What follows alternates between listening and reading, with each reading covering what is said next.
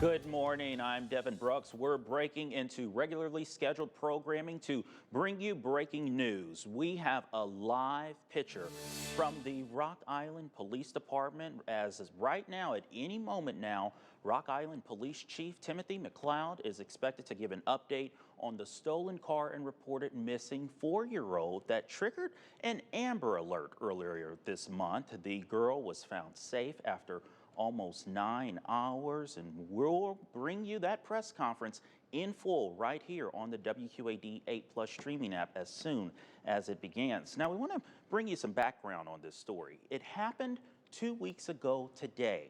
Police say a mother reported her car stolen from outside of her home. And now we want to actually get to the chief. He has arrived at the podium now. Let's listen in.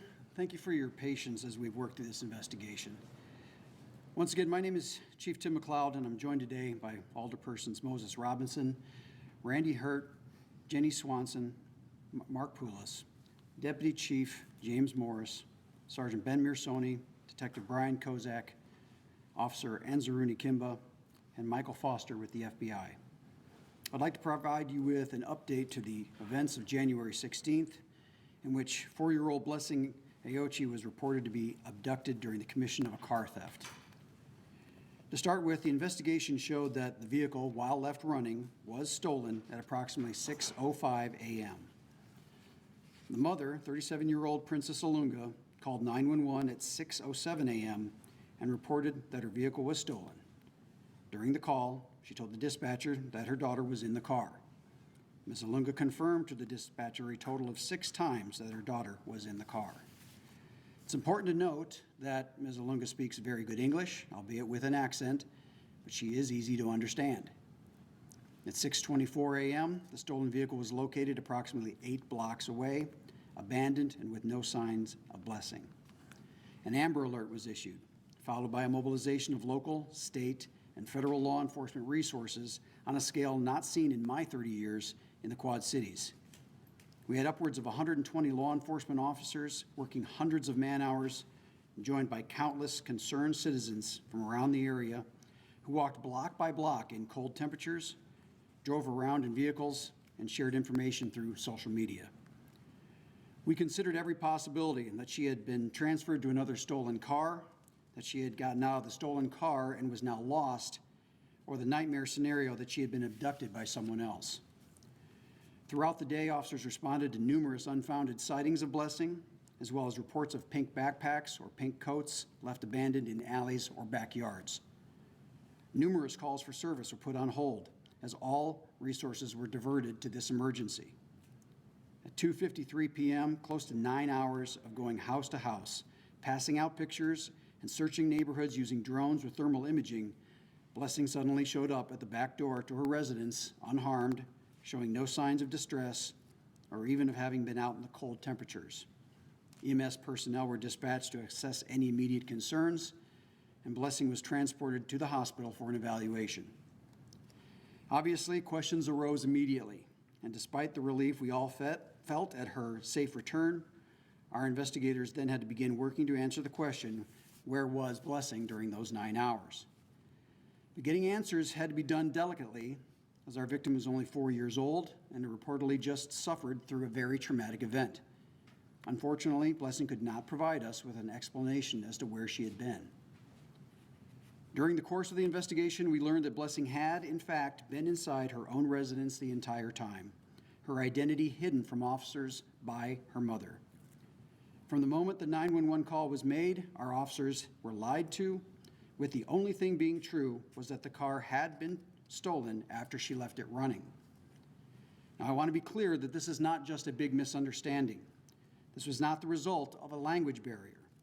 From the minute our first responding officer arrived, Ms. Alunga could have told the truth.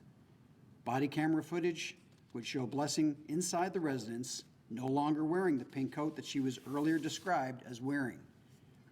This was, by all accounts, an intentional deception that wasted the time and resources of 6 local law enforcement agencies, the Illinois State Police, the FBI, and the federal marshals. To understand how this happened, first, we always start by believing. There simply is no legitimate reason for someone to fabricate this kind of emergency, and there is no reason for us to doubt the truthfulness of what we are being told. Our sole focus was to find Blessing and to return her home safe. Ms. Zalunga could not provide us with a picture of her missing child. We had to reach out to the school district to obtain the picture that was eventually shared, and by then the search was well underway.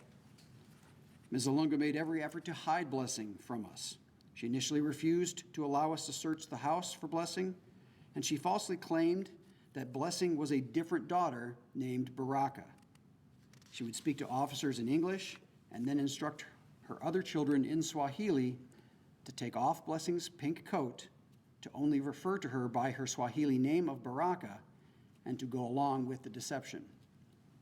Ms. Zalunga has 7 children, many close in age and all with familial resemblances. So there was no reason to believe that Baraka and Blessing were not one and the same. In fact, Ms. Zalunga actually pointed to Baraka and said that Blessing looks just like her sister. Additionally, Ms. Zalunga advised officers not to speak with the daughter that she referred to as Baraka because she was too young and did not speak very well. Fortunately, we have an officer who speaks fluent Swahili. Working to determine what happened and poring over the body camera footage, we were able to determine that Ms. Zalunga was lying to us from the very beginning. Throughout the day, we had a detective assigned as a liaison for Ms. Zalunga. Body camera and other video evidence shows Ms. Zalunga continued to perpetuate the lie several times. It was only when our detective had to run back to the station that Ms. Zalunga seized her opportunity, put the pink coat back onto Blessing, took her outside into the alley where she was found shortly thereafter by a citizen. We have tried to understand why she would invent this story, but when confronted with all the information, the family stopped cooperating with the investigation. We have obtained a warrant for filing a false police report, a Class 4 felony, and as of this morning, Ms. Zalunga's whereabouts are unknown. I'll take questions at this time. When you arrested the kids who stole the cars, did they ever say, "We never had this girl in the car"? That is correct. They denied any knowledge of Blessing being in the car. What was your guys' reaction when they were saying that?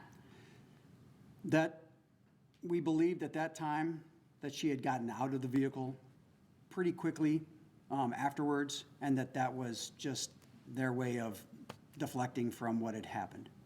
What about those kidnapping charges? Are those being dropped against that 16-year-old? Yes, now the driver, the juvenile driver that we identified as stealing that car is still being held on those charges, but yes, that's correct. You don't know where mom is, but are the children safe? Unfortunately, we believe the whole family has left. When did they leave?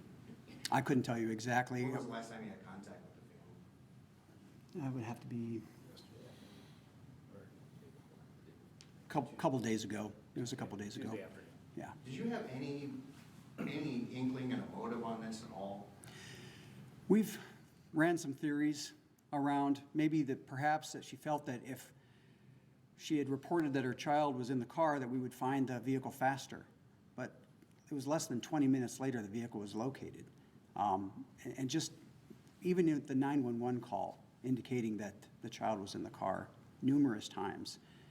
That's the only thing we can think of that's plausible at this point, but since they won't give us a statement, I think only they are going to be able to answer that question. Can you help me? I just want to make sure we're understanding this right. So she was in the house the whole time, and investigators saw her in the house but didn't recognize her as Blessing? Is that? Yeah, you have to understand that we had one printed picture from an ID of her. And the entire time, Mom was directing us not to speak with her, and that, yes, they all look very similar because they're all siblings, they're all very close in age. Really, there was no point in sitting there and trying to say that that daughter obviously was Blessing, simply because why would we take that posture with a mom in this emergency? So I was with the mom and one of the aunts a lot through the day, and they were distraught. Do you have any reason to believe that during the course of the investigation, during that day, that you were being deceived by the family?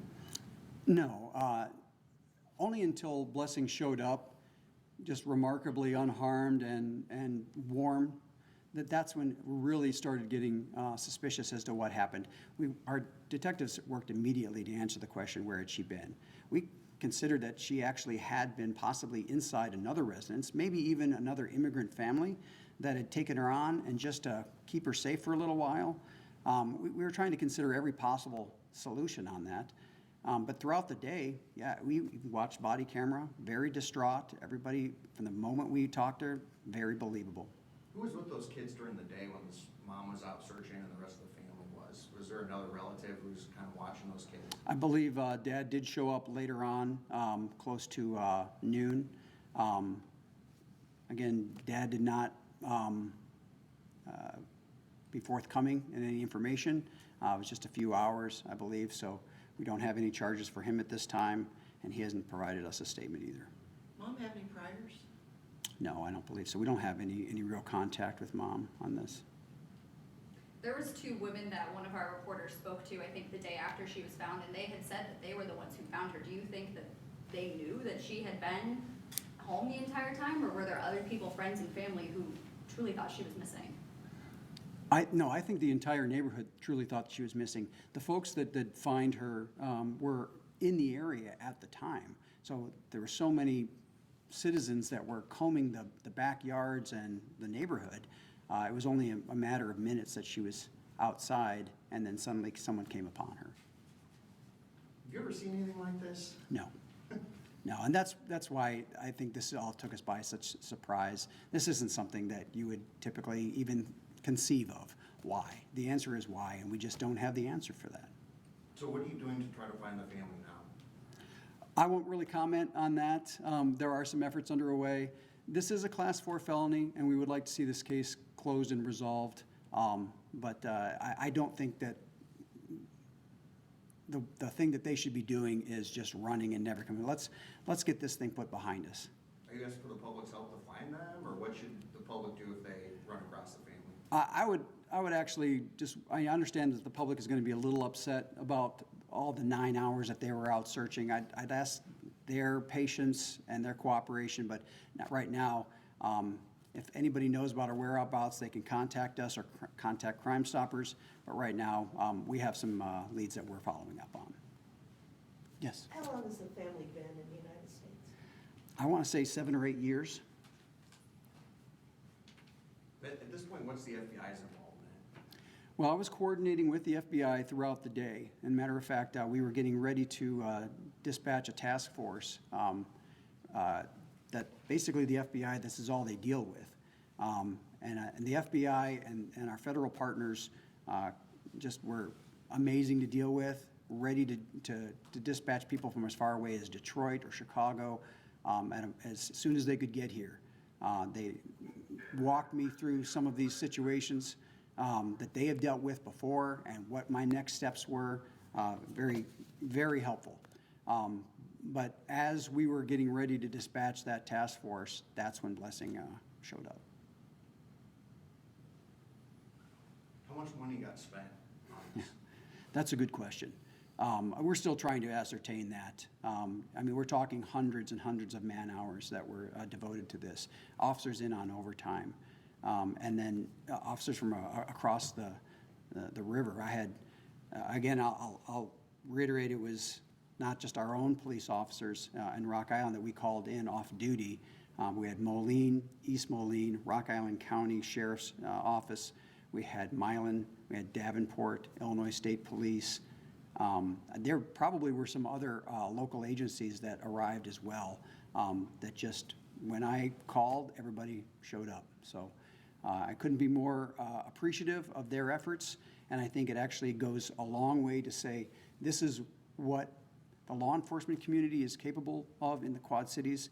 At the same time, that partnership with the community, we all came together and did what needed to be done. From a personal standpoint, though, as just an individual who was out as a law enforcement officer working this, it's got to be really frustrating to see that your efforts were because of a deception, right? It is. It's very frustrating, especially if I could answer the question why. You know, why do we have to all go through this throughout the whole day? It was just, it was emotionally exhausting. I will say that the moment she was found, it was just such a collective sigh of relief. There were some that just felt like this took years off their life. We were all thinking the worst. We were all thinking of Berasia Terrell. That's what everyone was mobilizing for, saying that this wasn't going to happen again in our community. Besides filing a false police report, what else could the family be in trouble for from a legal standpoint? Really, that's the only charge that we're going from right now. I'm not looking to go after them to recoup our financial losses or anything like that, but I would like this thing to be resolved. I asked the community that if anybody knows where the family is, that this will be handled very quickly, and in the state of Illinois, she's not going to spend time in jail on this, so we'll process her, get her done, and give her a court date. Is that a misdemeanor? It's a Class 4 felony. Class 4 felony, okay. Chief, do you see any sort of long-term threat here? Everybody was had, some people are gonna feel burned about this. When something happens next time, will the community still respond, do you think? I think so. I think when we ask for that kind of help, everybody gets to work. And I caution people again. I cautioned everybody in my first press conference, not to judge the mother too harshly for the allegation that she just left the child in the car for a few moments. That doesn't negate the seriousness of our stolen vehicle epidemic that we're faced with right now, because the car was actually, in fact, stolen by juveniles, and this whole thing started with that. I did also speak with QC Air. I want to make sure that the family can get whatever resources they can get, so that maybe better understanding of how this process works, and so something like this doesn't happen again. Chief, I hate to press you on this, but I think the public's going to be really outraged by the fact that she might get a slap on the wrist for this. Well, we can only, work within the confines of the laws that exist. I understand that frustration, but at the same time, this whole thing seems to have spiraled out of control over the course of the day. And I'm not making any excuses for her, but I have to put out the facts about what actually happened. This was such a massive undertaking that I've never seen before in Rock Island. And now these are the results of it, so I have to let the chips fall where they may. Any other questions? Thank you all for coming. I appreciate it. Thanks, Chief. You have been listening to Rock Island Police Chief Timothy McLeod, who's given a dramatic update in the case of what was a missing 4-year-old, but now he has just told us that that was all fake. Let me give you those details again. Chief Tim McLeod is saying that the mother apparently lied about the situation, and during that time they were able to find on police body camera video that the young girl was inside her home the entire time. Family also, apparently police saying that they tried to use a language barrier to possibly confuse police, but that ended up not working. So now police and authorities have issued a warrant for the mother. Her name is Princess Alunga, and right now that's a Class 4 felony. It's unknown where the mother is at this time, but a warrant is out for her arrest. This is something we're going to continue throughout the day and coming up on GMQC at 11. For now, we return to regularly scheduled programming here on our WQAD 8+ streaming app.